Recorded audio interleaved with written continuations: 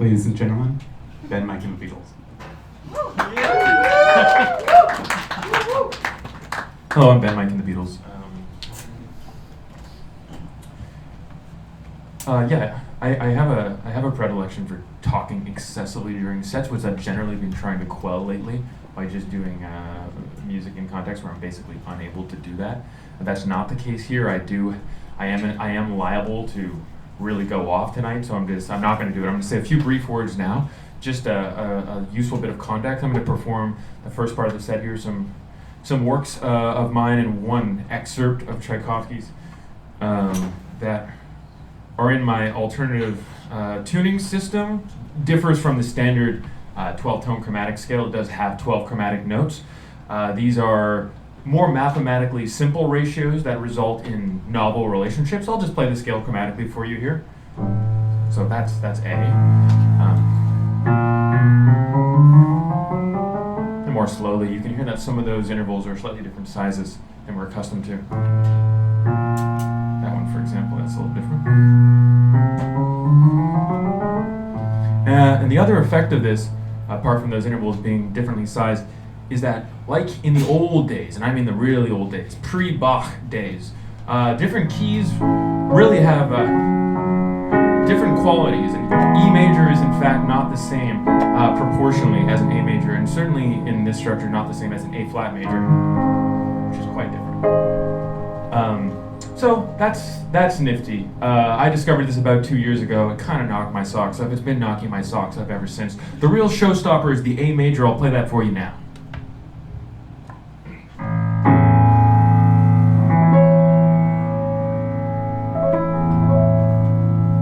Yeah, not bad. So I debuted this tuning actually at the Tranzac as well in the Southern Cross just over 1 year ago. And I was so thrilled that people did like that A major chord, because I've been living with it for quite a while. And I'll begin with a piece in the key of A major. This won't be too long, it'll be relatively painful. This music is very soporific, it might put you to sleep, and you might just like it. The sleep, not the music. You'll hate that.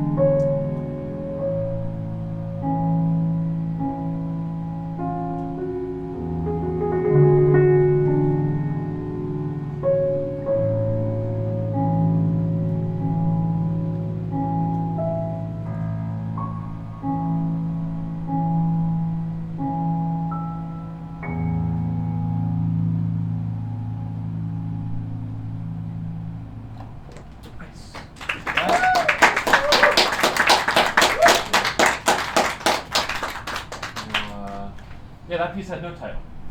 Usually referred to it as A major. After the key that it is in.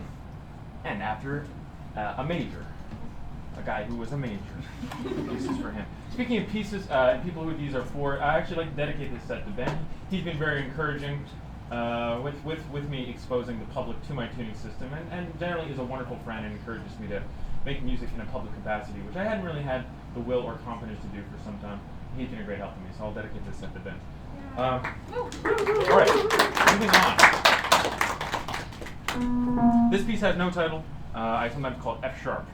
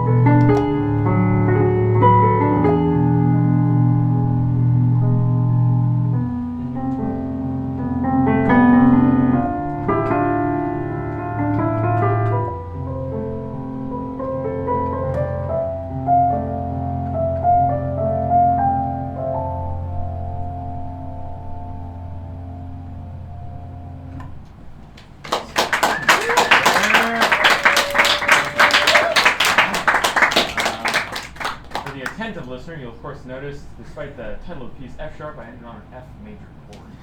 Kind of fucked up. When you're a bit of a theory guy, you do think, oh, it's kind of crazy. These indie guys aren't ending tunes on the one chord. This is actually a real thing. You notice these indie guys, these indie rock songs, they end on the 5 all the time. It really grinds my gears.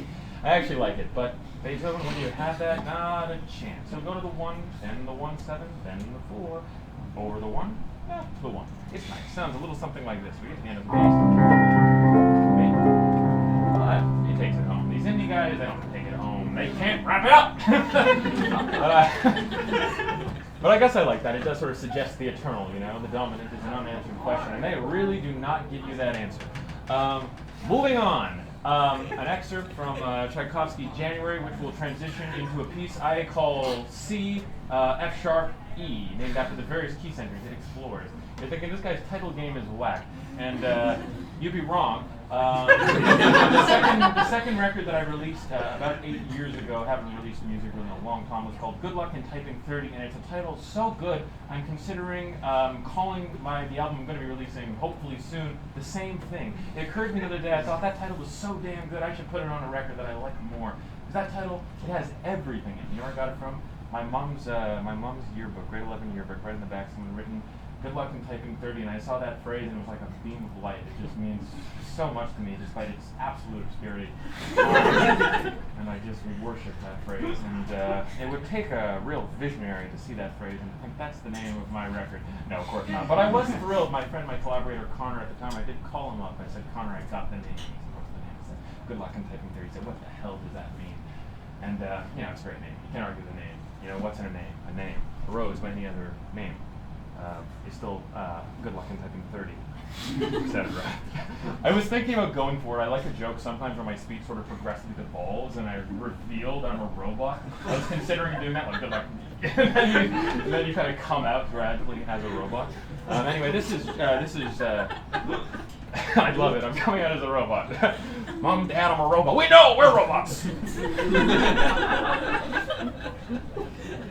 We've always been a family of robots. I guess I thought I was human. All right, don't push it. I'm talking to myself.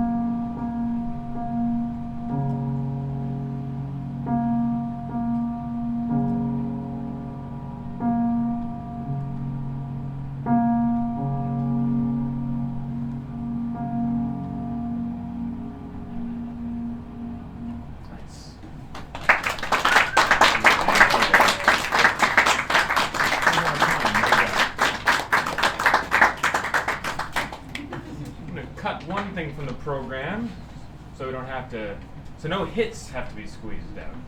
I was going to play a lesser known work, but instead we'll get right back to the major works. Oh, Ben, you've described this as a major work. Absolutely. It was very flattering. He did say, that's a major work. I said, fuck you. I thought he was making fun of me, and I put him in a headlock, and I gave him a big thing. So I was extremely flattered, and I frequently cry when anyone says anything nice to me. So I'm sure that's how that went.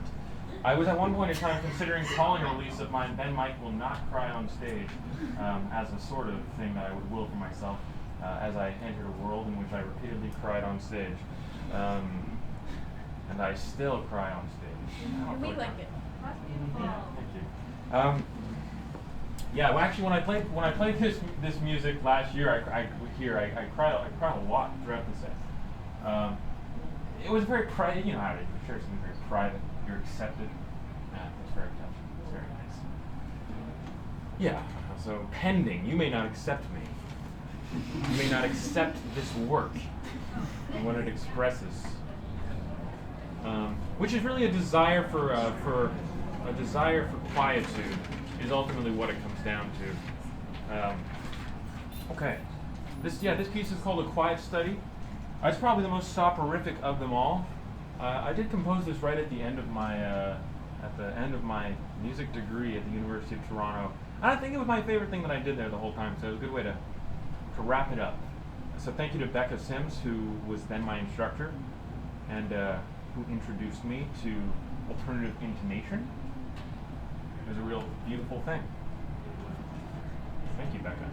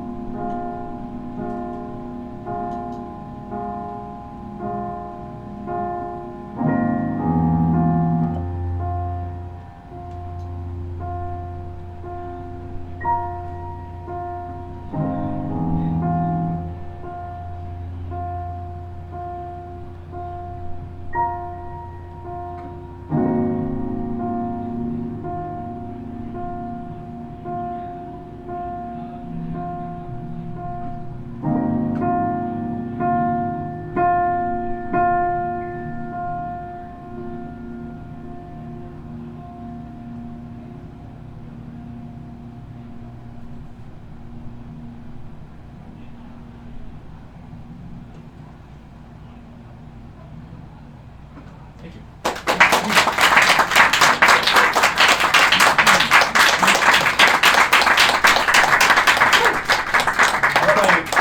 Thank you so much. I've played that three times for people, and I will. It is extremely frightening, actually. Each time I've been lucky to have an attentive crowd. Thank you. It's quite nightmarish to me. I actually did once have an experience attempting to play like chamber music that my then partner and I had composed for violin and piano at an open mic in Edmonton, and we were just like greeted by like a noisy, chattering bar, and it was devastating. It was a really, really bad feeling. And we later played that music about a month after that in a great context with a beautiful grand piano and a listening crowd, and like the experience was transformed. I just really generally advocate for people going to shows to listen. It wasn't this audience's fault, because it really can produce some very beautiful experiences. I'm not saying you've had a beautiful experience with my music today, but I appreciate the experience you've given me. We'll invite Stephen and Ben up here. This one's going to get wonky because we're going to combine this tuning system with the chromatic temperament of the acoustic piano, the Heinzmann, as well as the somewhat fluid temperament of a reed, which, you know, a reed, unlike a piano, allows for some flexibility and some micro. For fans of that work, the Quiet Steady, a piece that didn't explicitly inform it, but which is a great companion, is number 6 from Schoenberg's 6 Little Piano Pieces, which he wrote the day Mahler died. It's very, very beautiful, and he inscribes a very rare dynamic at the end of that piece, 4 keys, sort of suggesting a life that has been extinguished, absolute quietude. It's a nice little piece. We don't know what we're going to do. Let's just hit it. Yeah, this is my friend Steven. This is my friend Ben. Of course, you know.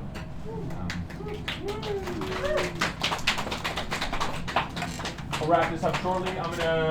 Coming up in a moment are some tongue twisters, and we'll have a moment for a couple of questions before we get on with things. Yeah, think of your questions now. Because these are music, I prefer these questions to not pertain to musical performance. These are questions about my opinion on anything you might wonder, culture, history, etc. Let's do it.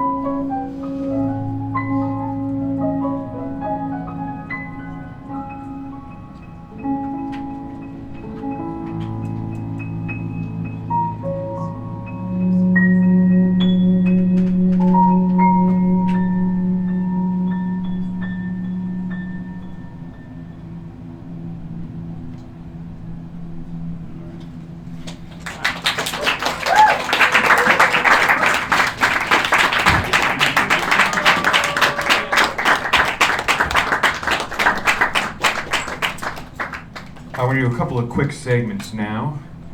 So we'll wrap this up in about 5 minutes.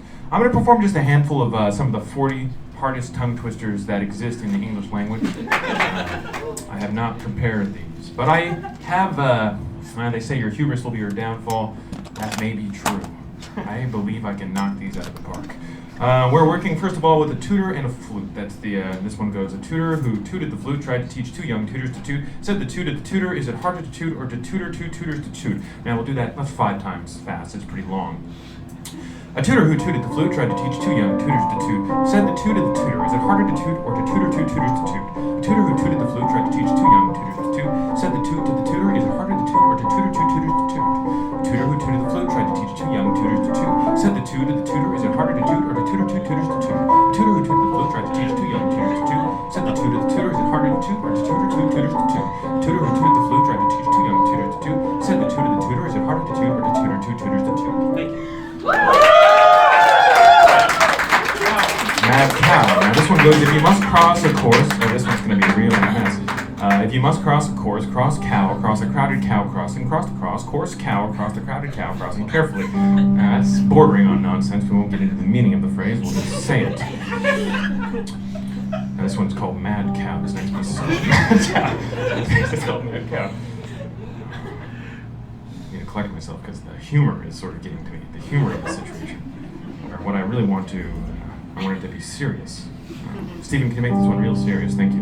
If you must cross a course, cross cow across a crowded cow crossing, cross the cross, course cow across the crowded cow crossing carefully. 4 more times. If you must cross a course, cross cow across a crowded cow crossing, cross the cross, course cow across the crowded cow crossing carefully. If you must cross a course, cross cow across a crowded cow crossing, cross the cross, course cow across the crowded cow crossing carefully. If you must cross a course, cross cow across a crowded cow crossing, cross the cross, course cow across the crowded cow crossing carefully. If you must cross a course, cross cow across a crowded cow crossing, cross the cross, course cow across the crowded cow crossing carefully. If you must cross a course, cross cow across a crowded cow crossing, cross the cross, course cow across the crowded cow crossing carefully. Thank you. Now, let's scroll down a bit. This is baby stuff. Oh yeah, this one this looks hard because we haven't really gotten into these letters, these W's yet. This one's called Wish of Wishes. This next piece is called Wish of Wishes.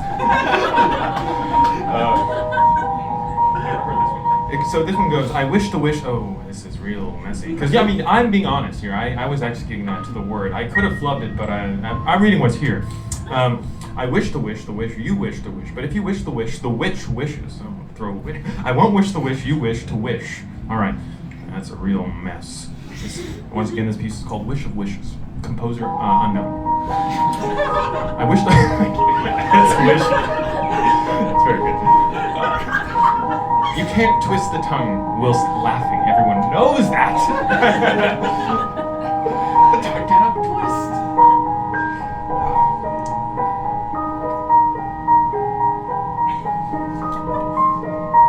I wish to wish the wish you wish to wish, but if you wish the witch wishes, I won't wish the wish you wish to wish. I wish the wish you wish to wish, but if you wish the witch wishes, I won't wish the wish you wish to wish. I wish to wish the wish you wish to wish. But if you wish the witch, but if you wish the witch wishes, I won't wish the wish you wish to wish. I wish to wish the wish you wish to wish, but if you wish the witch wishes, I won't wish the wish you wish to wish. I wish to wish the wish you wish to wish, but if you wish the witch wishes, I won't wish the wish you wish to wish. I wish to wish the wish you wish to wish, but if you wish the witch wishes, I won't wish the wish you wish to wish. I wish the wish you wish to wish, but if you wish the witch wishes, I won't wish the wish you wish to wish. And that was once again, that was Wish of Wishes. Thank you. I think we have just a couple minutes for questions. We'll wrap it up. If there's any questions? Yeah. Do you have a question? Have you heard the new Charlie album? I haven't yet. I'd like to. I saw that there was a Fantano reaction. I didn't watch that either. Any other questions? Yeah. Do you think the music going on in the other room is good? I think it is. Yeah, I think it's probably quite good. My friend Alex is mixing in there. Sounds like a good rock show. I mean, just in terms of comparative volume, it poses a problem because these doors are, of course, imperfect. But I mean, that doesn't lead me to any sort of qualitative evaluation of the music. From what I heard, it's competent musicians rocking hard. Yeah, Owen. Do you secretly wish that the TTC went on strike? I'm sorry, I don't really have a hard take on that. I think Just to see what would happen. Yeah, just to see what happened. I'm open to it. I'm interested in that. Yeah, thank you. I was unsure when you first posed the question, but I'm open to it. Jay. Yeah. Can you tell us about the last film you watched? Yeah, I watched Furiosa. Yeah. People are very divided on the look of the film, and George Miller's decision to embrace more digital imagery, more CGI. Frankly, I thought the result was very interesting, sort of combination of textures, and there was particularly some gauziness that surprised me, sort of gauziness to counteract the grit and the pure Australianness of it all.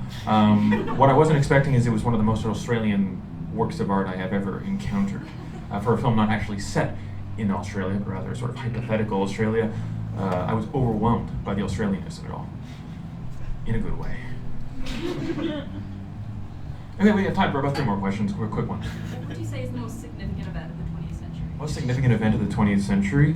That's very tricky. Probably be, well, I think Jerry Seinfeld had it right. It's probably the invention of the toaster strudel. And maybe the moment where I think yo sort of came into popular usage around then. Those are probably the top 2. If I had to pick 2, those would be them. Yeah, Lily? Yeah. If SoundCloud created SoundCloud rap, what genre did Spotify create? Good question.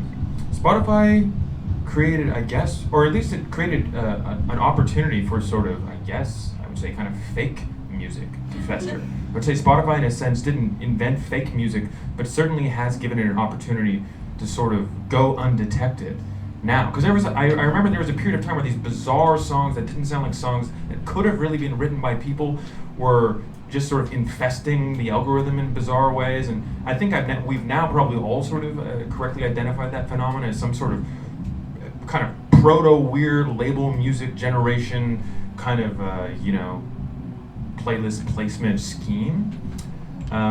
So I think kind of fake music, it invented fully fake music. Yeah. Which I think can be reappropriated by real musicians. I actually look forward to a moment where real musicians are referencing fake music. But yeah. If you were to have dinner with a dead person, who would it be and why? It'd be John Cassavetes. I'd like to have dinner with John Cassavetes very much. Because he made a number of comments in his life that had resonated extremely deeply with me. Specifically, just his understanding that people are, it's not a hot take, but that people are incredibly mercurial. And his films depict this, a person who in one moment acts in a deeply moral way, and in the next moment acts in a completely repugnant way. And that's a challenging thing cognitively to negotiate, but we all intuitively understand it, and I think his films express this very well. He also says that he made films because he was unable to live, and that was a sentiment that also resonated quite deeply with me. Yeah, one more. What's your favorite Cassavetes film? My favorite Cassavetes film is Love Streams. That's the film that I think sort of expresses the culmination of a lot of the things he was trying in his life. And it's the last real film he made, and it's one of my 2 favorite films. Nice. Well, thank you all very much. Yeah.